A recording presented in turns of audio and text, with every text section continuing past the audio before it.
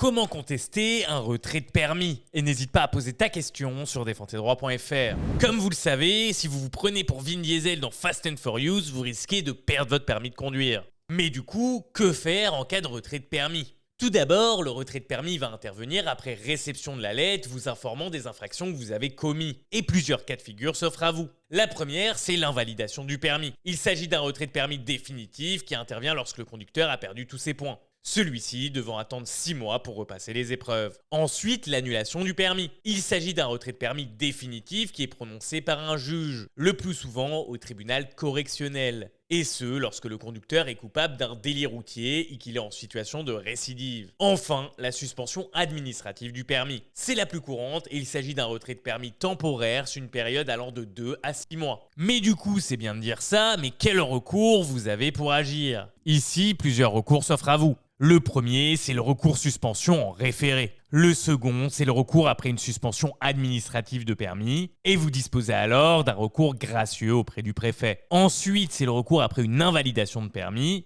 Car oui, si votre permis vous a été confisqué parce que vous avez perdu tous vos points, vous devez d'abord entamer un recours gracieux. Et enfin, vous avez le recours après une annulation judiciaire de permis. Ici, si votre permis a été suspendu par une décision judiciaire devant un tribunal, vous disposerez alors de 10 jours pour formuler une demande d'appel. Bref, si t'es resté jusque-là, marque permis en commentaire et me remercie pas. Abonne-toi et like aussi.